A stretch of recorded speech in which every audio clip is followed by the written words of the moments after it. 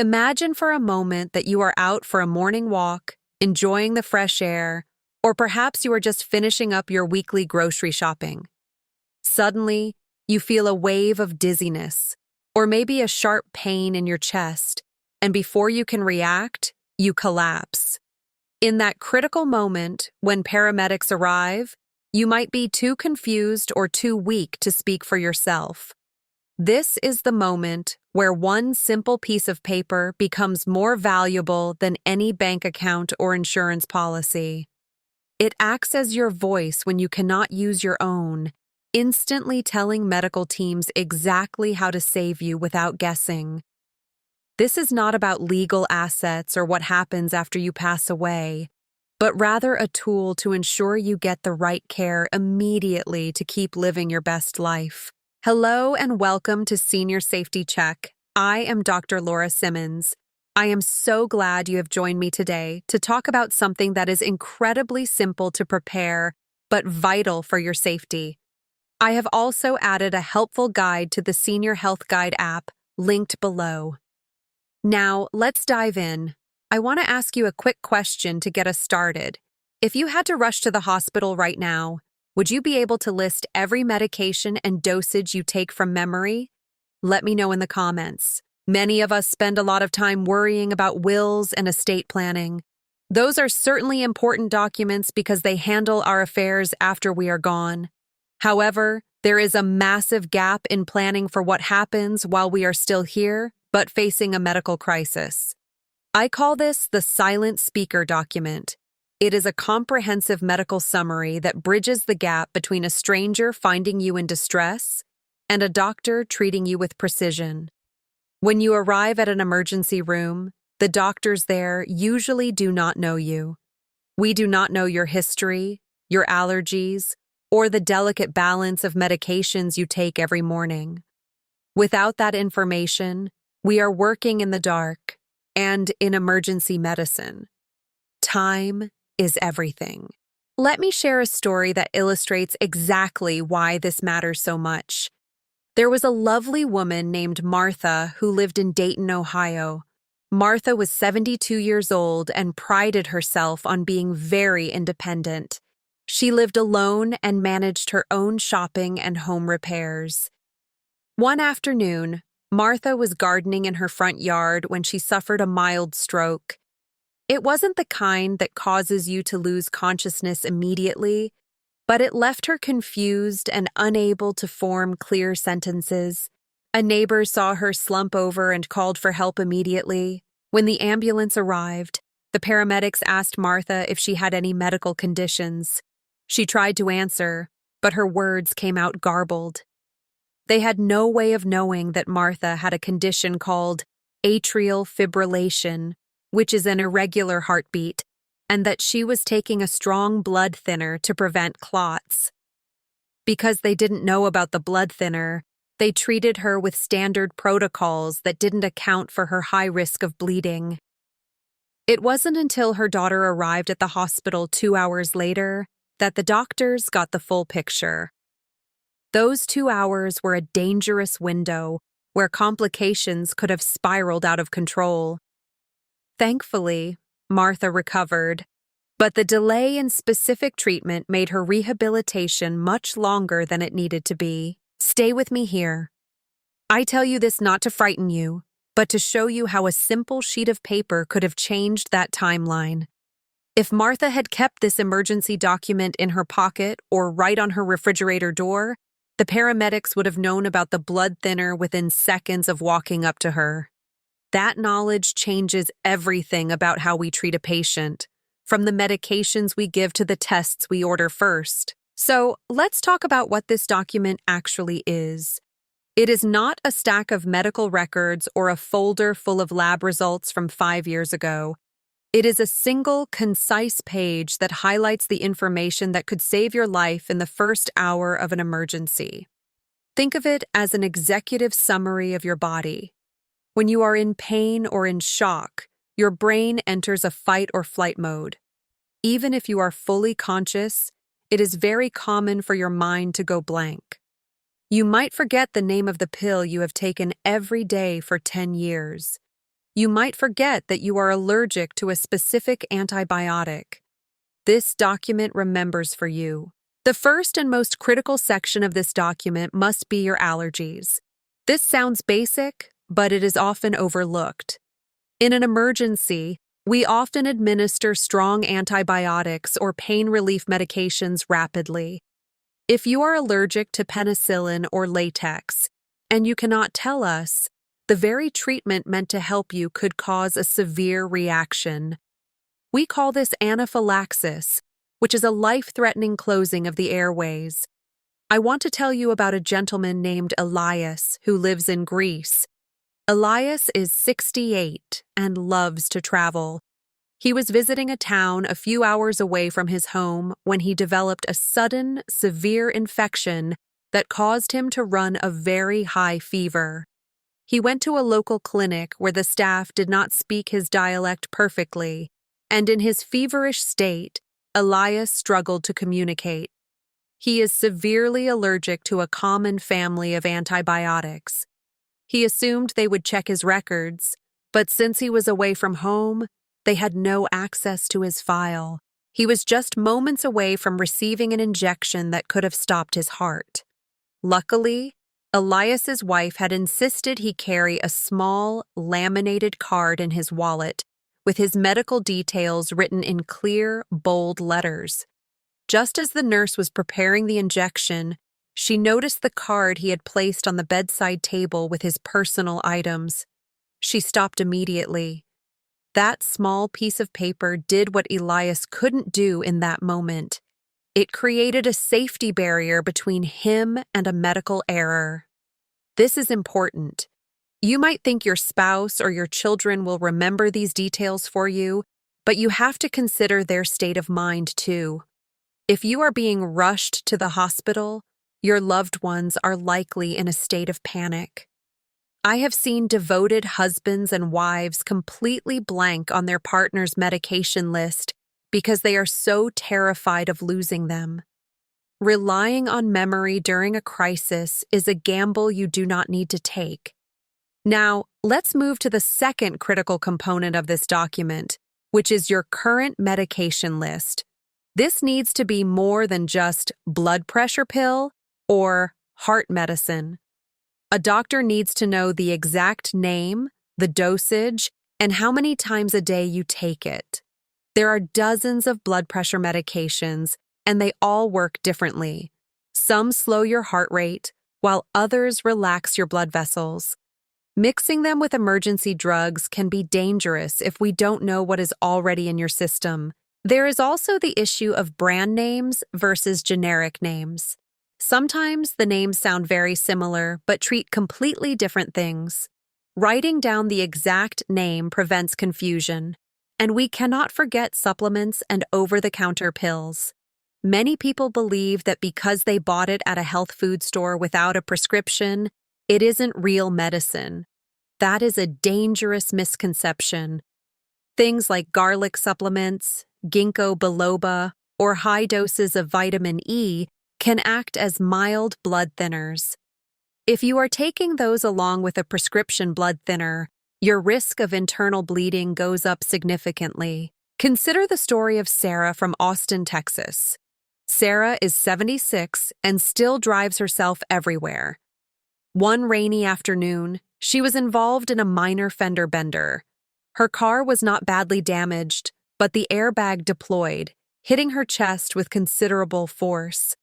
Sarah felt shaken up but told everyone she was fine. She wanted to just exchange insurance information and go home. However, Sarah was taking warfarin, a potent blood thinner, for a heart valve issue. Because she had attended a seminar on senior safety, she had an emergency medical sheet in a bright red envelope in her glove compartment. When the paramedics arrived to check her over, she handed it to them. As soon as they saw warfarin at the top of the list, their attitude changed from casual to urgent. They explained to her that on blood thinners, even a minor blow from an airbag could cause internal bleeding that wouldn't show up immediately. They insisted on taking her to the hospital for a scan. It turned out they were right. Sarah had a small internal bleed that was slowly growing. Because they caught it early, doctors were able to reverse the blood thinner and stop the bleeding. If she had gone home to rest as she planned, she likely would have passed out a few hours later, and the outcome could have been tragic. Sarah's document turned a hidden danger into a managed situation. Listen closely. This is why I emphasize that this document is for now, not for later. It guides the living through the unpredictable moments of life.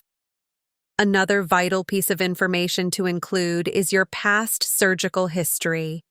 You might wonder why an emergency room doctor cares about a gallbladder surgery you had 20 years ago or a knee replacement from the 90s. Here is why. Past surgeries leave clues inside your body. Scar tissue from old abdominal surgeries can change where your organs sit or how pain presents itself. If you come in with stomach pain, knowing you no longer have a gallbladder saves us from wasting time looking for gallstones. Metal implants, like those in a knee or hip replacement or a pacemaker for your heart, are crucial to know about because they limit what kind of imaging we can use. We cannot put you in an MRI machine which uses powerful magnets if you have certain metal devices in your body. It could be fatal. Also, knowing about organ removal is vital. If you had a kidney removed decades ago, we need to be extremely careful with the dosages of medications we give you to protect the one remaining kidney. Your medical history tells the story of your body's landscape. Without the map, we are exploring uncharted territory while the clock is ticking. You should also include a brief section on your baseline medical condition. This means describing what is normal for you. For example, some people naturally have a lower blood pressure or a slower heart rate than the average person. If you are an athletic senior, a resting heart rate of 50 might be normal for you. But for someone else, that could indicate heart failure. If I see a patient with a heart rate of 50 and I don't know it's their normal, I might start aggressive treatments to raise it, which could actually make them feel worse. Writing down normal resting heart rate is approx 50 prevents unnecessary interventions. It gives the doctor permission to pause and look at the bigger picture rather than just reacting to a number on a monitor. It helps us differentiate between a chronic issue that you live with every day and a new, acute problem that needs fixing right now. I want to touch on where you should keep this document, because even the most perfect medical summary is useless if no one can find it. You need a strategy for accessibility. A common mistake I see is people hiding this document in a safe or a lockbox, along with their will and deed to the house. Please, never do this. Emergency responders cannot break into your safe, and they certainly won't have the time to look for a key. This document needs to be out in the open, but in a respectful way that maintains your privacy while ensuring it is visible to those who are there to help you. We often recommend the vial of life method, or simply taping the envelope to the outside of your refrigerator. The refrigerator is a universal appliance. Every house has one, and paramedics are trained to look there. It sounds strange, but it has become a standard signal in the emergency response community. However, that is not the only place it should be. You live a mobile life. You go to the market, you visit grandchildren, you take trips. Think about Robert, a vibrant 80-year-old from Florida. Robert loved taking his classic car out for drives on the weekend. He kept his medical document in a magnetic holder attached to the side of his fridge at home. That was great for home emergencies. But one Sunday, while he was refilling his gas tank miles away from home, he fainted due to dehydration and a drop in blood pressure. Because he was away from home and his medical document was stuck to his refrigerator miles away, the paramedics at the gas station had to guess. They saw a dehydrated elderly man, so they did what they are trained to do. which is to start an IV drip to replenish fluids. For 99% of people, this is the perfect treatment. But Robert had a condition called congestive heart failure, where the heart is too weak to pump excess fluid efficiently. The standard saline solution they gave him overwhelmed his heart, causing fluid to back up into his lungs. Instead of a simple trip to the emergency room for hydration, Robert ended up in the intensive care unit on a ventilator, fighting to breathe. It was a terrifying week for his family, and it was entirely preventable. If he had carried a folded copy of that refrigerator document in his wallet, the paramedics would have seen "History of Heart Failure" in bold letters. They would have known to be gentle with fluids, and Robert likely would have been home for dinner that same evening. This is important. Your medical document cannot save you if it is not where you are. We live in a mobile world, and your safety net needs to travel with you. I always recommend the 2-copy rule. Keep the main, large print version on your refrigerator for home emergencies. Then make a smaller, wallet-sized version, or simply fold a standard sheet and keep it directly behind your driver's license or identification card. Emergency responders are trained to look for ID first.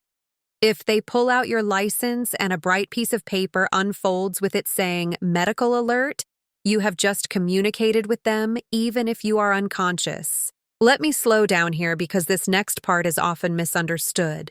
We need to talk about who speaks for you when the doctors have questions that a piece of paper cannot answer. The next essential section of your document is your emergency contact list. This seems obvious, but I see so many patients get it wrong. They list Mary or Bill with a phone number, but they do not explain who that person is. Is Mary your wife, your daughter, a neighbor? In medicine, the relationship matters legally. If you are unable to make decisions, we generally look to a spouse first, then adult children. If Mary is your neighbor, she might know your dog's name, but she cannot legally authorize a surgery for you. You need to list the full name, the relationship to you, and ideally, 2 different phone numbers for each person. I also strongly suggest listing a backup voice. This is a second contact person who lives in a different household. Why is this necessary? Often couples travel together. If you are in a car accident with your spouse and you are both injured, your primary contact is now a patient too. They cannot advocate for you. Having a son, daughter, or close friend listed as a secondary contact ensures there is always someone calm and available to take the call from the hospital. Let me share one final story with you, and this one comes from Toronto, Canada. It involves a woman named May, who is 78. May lives in a large apartment complex and has a severe, life-threatening allergy to contrast dye, the liquid we inject into veins to make CT scans clearer. One winter morning, May slipped on some ice outside her building and hit her head hard. She was knocked unconscious for a few minutes. A passerby called the ambulance. May was waking up but was very groggy and confused, a sign of a concussion.